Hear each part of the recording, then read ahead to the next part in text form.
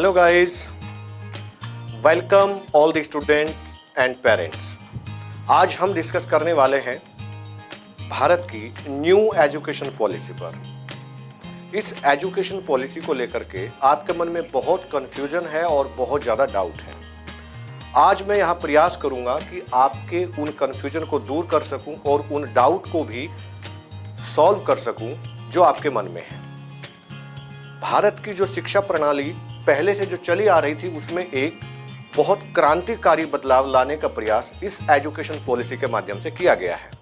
आप सबको पता है कि इस एजुकेशन पॉलिसी का जो निर्माण हुआ है वो के कस्तूरीरंगन, जो इसरो के चेयरमैन रहे हैं, उनकी अध्यक्षता वाली कमेटी ने भारत सरकार को अपनी एक रिपोर्ट सौंपी है और उसके आधार पर भारत सरकार ने उन सभी बिंदुओं पर विचार करने के बाद उसको एक्सेप्ट कर लिया है। बात करते हैं शिक्षा नीति पर, तो सबसे पहला जो विचार है, जो सबसे पहला महत्वपूर्ण बिंदु है वो ये है कि अब तक केंद्रीय स्तर पर भारत की जो शिक्षा नीति थी, जो शिक्षा का जो क्षेत्र है उसको कंट्रोल करने की जिम्मेदारी एचआरडी मिनिस्ट्री यानी कि मानव संसाधन विकास मंत्रालय के हाथों में थी। लेकिन अब से मानव संसाधन विकास मंत्रालय का नाम शिक्षा मंत्रालय कर दिया गया है। पहला पॉइंट ये है। दूसरा पॉइंट ये है कि अब तक भारत की कुल जीडीपी का लगभग 1.6% जो खर्चा होता था वो शिक्षा के लिए होता था। अब उसको बढ़ाकर के 1.6 से सीधे 6% कर दिया गया है। यानी कि शिक्षा में अब धन की कमी नहीं होगी। स्कूल जब चाहेगा कंप्यूटर खरीद सकेगा, नई योजनाओं को लागू कर सकेगा, धन की कोई कमी नहीं होगी। ये एक बहुत बड़ा कदम है, क्रांतिकारी कदम है। जीडीपी का 6% सीधे शिक्षा के लिए खर्च करना सरकार के द्वारा। पहला पॉइंट मैंने आपको बता दिया है, शिक्षा मंत्रालय होगा एचआरडी मिनिस्ट्री का नाम। दूसरा मैंने बताया 6% जीडीपी का खर्च। अब हम बात करते हैं और क्या क्या बदलाव किए गए हैं स्कूली स्तर पर और शिक्षा के स्तर पर। भारत सरकार के द्वारा जो 1968 में पहली एजुकेशन कमेटी बनी थी, डीएस कोठारी उसके अध्यक्ष थे। उस कमेटी के हिसाब से हमारी शिक्षा पद्धति चलती रही और 1986 में राजीव गांधी जी ने एक नई नीति को एक्सेप्ट किया। उसके चेयरमैन मुदालियर जी थे, प्रोफेसर मुदालियर। 1992 में उसमें कुछ बदलाव किए गए थे और उसी पद्धति जो आप आज पढ़ते हैं, जो आपका एजुकेशन सिस्टम है, जिस तरीके से काम करता है, वो सब कुछ आधारित था इन दो आयोग द्वारा बनाई गई नीतियों पर। लेकिन अभी जो के कस्तूरीरंगन इसरो के चेयरमैन ने जो नीति दी है, अब उसको एक्सेप्ट कर लिया गया है और मेरा मानना यह है कि आने वाले 2 साल में इसको अप्लाइड कर दिया जाएगा। तो आपको पता होगा एक बहुत महत्वपूर्ण पॉइंट कि अब तक भारत में जो शिक्षा प्रणाली थी वो 10+2 होती थी। यानी कि सरकार का जो हस्तक्षेप था शिक्षा में वो सीधा 10वीं क्लास पे आके होता था। यानी कि 10वीं से पहले आपके पास जो सर्टिफिकेट है उनकी बहुत ज्यादा वैलिडिटी नहीं होती थी, विश्वसनीयता नहीं होती थी। अब सरकार ने निर्णय लिया है कि क्यों ना बचपन से ही इसकी देखरेख की जाए। इसीलिए अब 10+2 सिस्टम को हटा करके भारत में 5+3+3+4 5+3+3+4 शिक्षा प्रणाली को एडॉप्ट किया गया है, जो विश्व के विकसित देशों में पहले से लागू थी। भारत में इसको देरी से लाया गया, लेकिन देर आए दुरुस्त आए। अब ये 5+3+3+4 क्या है, मैं इसको समझाऊंगा।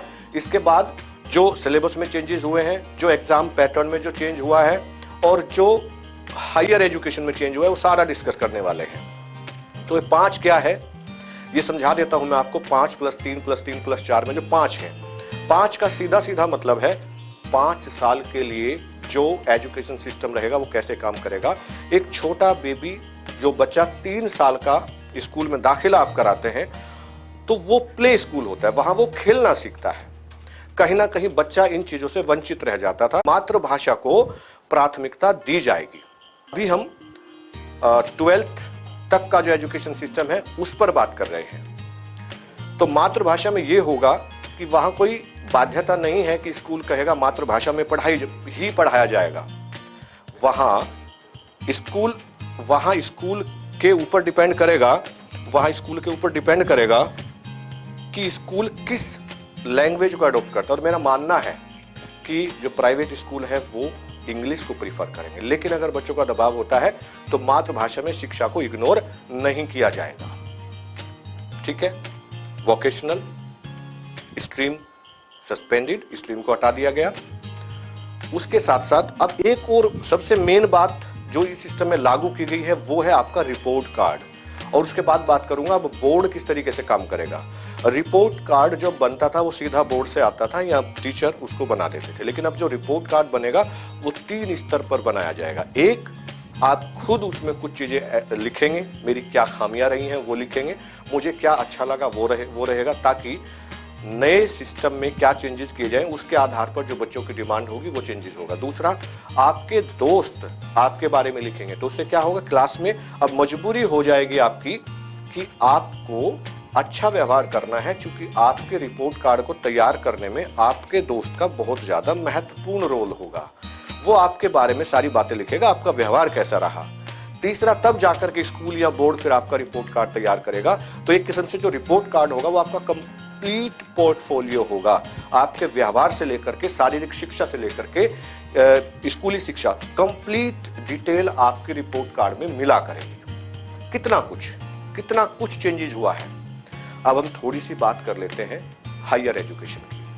तो अच्छा, दूसरा, अब बोर्ड सिस्टम पे थोड़ा सा बाध्यता कम हो जाएंगी, और उसके लिए स्कूल लेवल पर एक एक्रेडिटेशन कमेटी बनाई जाएगी और स्कूल में सामाजिक कार्यकर्ताओं को जोड़ा जाएगा, ताकि वो बच्चों को समाज के साथ घुलना मिलना, समाज की समस्याओं से रूबरू करवा सके, ताकि ये बच्चे बड़े होकर के समाज के साथ योगदान, समाज के प्रति अपने मूल्यों को समझ सके और अपनी जिम्मेदारी निभा सके। अब बात करते हैं हायर एजुकेशन में क्या बदलाव हुआ। जो ग्रेजुएशन 3 साल का होता था उसको 4 साल कर दिया गया। एमफिल की डिग्री जो मास्टर के बाद होती थी उसको कैंसिल कर दिया गया है, और बहुत महत्वपूर्ण चेंजेस हुए हैं। पहले बात करते हैं ग्रेजुएशन की। ग्रेजुएशन अभी क्या होता था, आपने अगर 1 साल पढ़ने के बाद में स्किप कर लिया या आप फाइनल ईयर में जाकर के फेल हो गए तो आपको सिर्फ 12th पास समझा जाता था। आप कहीं भी अगर आप कहते हैं इंटरव्यू में अपनी मार्कशीट दिखाते हैं कि सर मैंने ग्रेजुएशन फाइनल ईयर तक मैं पहुंचा हूं, तो आपको 12th काउंट किया जाता था, आपको ग्रेजुएट नहीं समझा जाता था। लेकिन अब इस शिक्षा प्रणाली के लागू हो जाने से अगर आप फर्स्ट ईयर कंप्लीट करते हैं तो आपको एक सर्टिफिकेट मिलेगा, बहुत जगह इसकी वैल्यू होगी। 2 साल कंप्लीट करते हैं तो आपको डिप्लोमा कोर्स का एक सर्टिफिकेट दिया जाएगा। 3 साल कंप्लीट करते हैं तो आपको डिग्री मिलेगी, और ये डिग्री आज की डिग्री के बिल्कुल इक्वल होगी। यानी कि जहां पर आपकी नौकरी में योग्यता स्नातक यानी कि ग्रेजुएट मांगी गई है, तो आप इस डिग्री के माध्यम से अप्लाई कर सकते हैं। 4थे साल अगर आप ग्रेजुएट करते हैं तो वो ऑनर्स लेवल का समझा जाएगा, उस तरीके की डिग्री आपको दी जाएगी। अगर आप 4 साल कंप्लीट ग्रेजुएट करते हैं तो आपकी मास्टर डिग्री 1 साल की होगी। अगर आप 3 साल के बाद मास्टर डिग्री करते हैं तो वो 2 साल की होगी। इसके बाद एमफिल को कैंसिल कर दिया गया है, सेमेस्टर सिस्टम लागू होगा। और बहुत इंपॉर्टेंट बात, जो बात मैं आपको बताने जा रहा हूं, इस बात का विरोध खुद भारतीय जनता पार्टी ने जो पीवी नरसिम्हा राव की सरकार की थी, इसका विरोध किया था। लेकिन अब मजबूरी है कि उस चीज को एडॉप्ट करना पड़ेगा। वो क्या है, पूरे विश्व के जो शीर्ष विश्वविद्यालय हैं, टॉप की यूनिवर्सिटीज हैं, जैसे कैम्ब्रिज यूनिवर्सिटी है, MIT है, उनके स्कूल, उनके कॉलेज अब भारत में खोले जा सकेंगे। यानी कि वो यूनिवर्सिटी भारत में अपना कॉलेज खोल सकेगी। अब हमारे बच्चों को कैम्ब्रिज पढ़ने के लिए वहां जाना जरूरी नहीं होगा, अब उनके कॉलेज इंडिया में भी खुलेंगे। हाँ, सिस्टम वही रहेगा, वहां पर सेट और टॉफेल के थ्रू एग्जाम कंडक्ट करा करके एडमिशन होता है, जो 11th के बेस पर होता है। 10th + 11 11वीं क्वालिफाइड है तो आप एग्जाम में अपियर हो सकते हैं। आपका सिलेक्शन होने पर आपको विदेश जाना पड़ता है। इसलिए जो मध्यम वर्गीय है या मध्यम वर्गीय से नीचे के जो परिवार हैं, वो अपने बच्चों को पैसे की वजह से वहां नहीं भेज पाते। अब उस पर रोक लगेगी और बहुत सारे मेधावी छात्र जो मध्यम वर्गीय परिवार से संबंधित हैं, वो इन विश्वविद्यालयों की डिग्री हासिल कर सकेंगे।